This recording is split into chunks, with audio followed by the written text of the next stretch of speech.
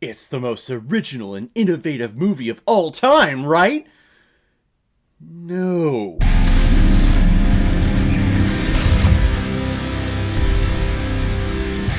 Avatar!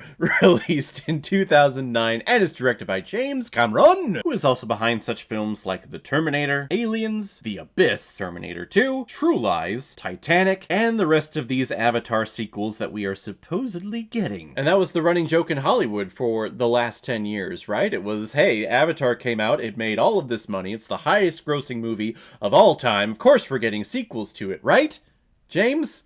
Those are coming out, right? Oh yeah, it's coming out this year. No, it'll come out the next year. It'll come out the next year. Oh, the pandemic happened? We'll push it back after. Like, I think we'll finally do it now that Disney owns us and we can actually do things with all that Disney money. And this movie is starring Sam Worthington, Zoe Saldana, Stephen Lang, Michelle Rodriguez, and Sigourney Weaver. In the year 2154, the Earth's resources have all been depleted, and what do humans do, of course? Well, we invade another planet and trying to oust all the native people. So while people like Colonel Quaritch are designing a plan to get all the natives out from the land so that they can mine the special substance of the planet called unobtainium, we have people like Jack Sully, played by Sam Worthington, who comes in to help integrate into the culture of the Na'vi, the native people of Pandora, and to understand them and get to know them. I believe South Park made the comparison that this movie is basically just Dances with Wolves, just with Smurfs, and it's so accurate. I remember when this movie was coming out, advertisements, posters, everything,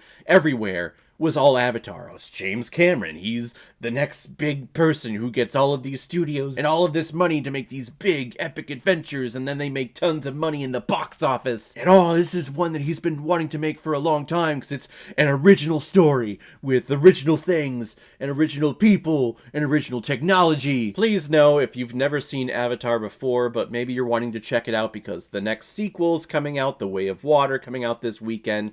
Please know if you're going into watching Avatar for the first time, the story is nothing special. You've seen it before, trust me. And even if you haven't seen this story in movies before, if you're an American, you've been a part of this story before, because this is exactly what us white people did when we come over to this land and we ousted all the Native Americans and then pushed them aside and claimed this land as our own. That's exactly what's happening here on Pandora, and I like how Cameron goes about naming his things. Like, he will name his project Avatar, you know, like the famous Avatar cartoon that so many people love and enjoy. Well, if I name my movie Avatar, I'll get all the search likes on Google and things like that, and all the hashtag trends for my movie. Yeah, I know what I'm doing. We need a name of a planet? Well, maybe let's call it, let's name it after a famous, like, radio station source online. So let's call it Pandora. And it's so frustrating that he spends all of this time cleverly marketing his movie through how he's naming things, but then this mineral that we only really talk about once, and that's the main thing that we're there on Pandora to get, is this little thing called unobtainium. Unobtainium, Mr. Cameron. Really? Yeah, I mean, that was the placeholder. I know that was the placeholder in your script, and then you just forgot to change it. I think you had an idea, but you forgot to select all, find all, and then replace all in your draft and in your script. My God! You see, it's unobtainium because it's hard to obtain on this planet, and you can't obtain it anywhere else in the universe. You see? So creative. So original. I feel like all I'm doing is bashing on this movie, and I do have to admit, it's a spectacular, wonderful time and a wonderful experience watching it. The visuals that we have on the screen, every single shot, is a painting. I know it's talked about that James Cameron has always wanted to make this movie. He had the idea for this movie back in the early 90s, but because technology, CGI, was only so far along, I mean, you can't make a movie like this with where CGI was in that primitive state. You have to have things built, and you have to have programs built on other projects, and then that program is built on this other project, until you get this whole melting pot of CGI companies working on the same thing and building on things. And that's also the reason why all of these Avatar sequels have taken so long and have been pushed back over and over again, because they just want to advance the CGI even more. And I know that they're using like this huge water tank for CGI, all of like the water CGI and the sea creatures are CGI. When you look at that trailer for The Way of the Water, you just go, what? This stuff is fake? This stuff is CGI? Wow! And the same thing is happening here. This is from 2009.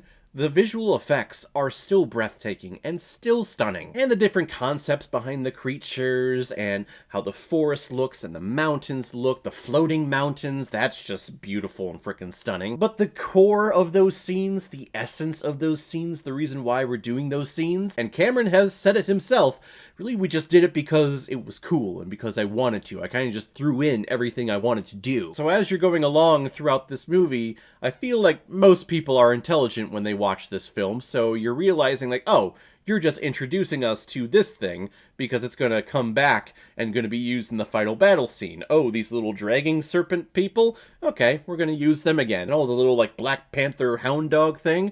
Those are going to come back too. Okay, I know what's going on here. And for someone who prides themselves and likes to criticize other movies for writing their characters wrong or incorrectly, the character motivations and the characters in this film are very surface level and very flat. For instance, Sigourney Weaver, when we first meet her, she is in her real life form, she's smoking a cigarette, she's the rough and tumble one, she's been here, she's trying to do the morally right thing. And then all of a sudden this Jake Sully guy comes along, and I hate this guy, he's an idiot, I don't want nothing to do with him, he sucks. But the second that Sigourney Weaver's character Grace in Avatar form meets Jake Sully in Avatar form, apparently all that disdain towards Jake Sully is gone, and she's like, alright kid, great, here's something, eat it, alright, take it easy pal, you're great. I don't know if that's through the editing process, we missed something in there, or it was probably just another oversight by James Cameron trying to get this movie out and just trying to focus on all the special effects and all the set dressing and stuff. Again, I feel like I've done nothing but bash on this movie, and it's something very easy to do when you have a movie like this that is like the best of everything, has made the most money, has some of the best visual effects that you've ever seen. Of course, it's easy just to pick it apart, especially, I mean, SNL did it the best out of anyone, where it's the Ryan Gosling scene where he sits down, he's so depressed because James Cameron, this world-renowned filmmaker, was selecting the font for Avatar and just highlighted over Avatar and was like, what am I going to do? Am I going to design it? Am I going to do some artistic painting behind it? No, I'm just going to highlight the logo Avatar and then hit the papyrus font. And that's going to be my logo. One of the best things SNL has ever done in the last 25 years, easily. This movie is spectacular. It is an experience to watch it. I don't go back craving to watch it over and over and over again, but when I am watching it, I'm enthralled and I am hypnotized by what I'm seeing on screen. Stephen Lang is freaking amazing. He is one of the best villains I've ever seen on screen. You get his motivation. He's actually kind of cool and kind of charming about how he goes about kind of sucking you into his web of what he wants you to do so that he can complete his evil plan. And not that it's an evil plan, it's just that it fits his narrative for what morality is. He's so freaking badass, and I'm pretty sure they're bringing him back for the sequels, and I hope they just keep him all throughout because he is fucking awesome. Avatar is definitely revolutionary when it comes to CGI and just the paintings that you see on screen. Really, though, the essence and the background, the plot of this film is very surface level. And I hope with these sequels, The Way of Water, I think they've already shot Avatar 3, they're shooting Avatar 4 and Avatar 5, I believe. Hopefully we have a lot stronger character development and character motivation as to why we're doing the cool, spectacular things as opposed to just throwing it all in and just doing the cool things. Because you know what? That's cool. I'm gonna give Avatar 4 out of 5 Blu-rays. I like it a lot. So guys, if you've seen Avatar, what did you think about it? Or if you've never seen it before and you stumbled across because of this video, then comment below, let me know what you thought about it. And as always, if you like what you see here, if you like my take on movies, then hit the subscribe button and make sure you hit that bell. See you the next time I'm releasing my next movie review. So guys, I will see you next time on the channel, but in the meantime, be well, be good to each other, and go watch a movie.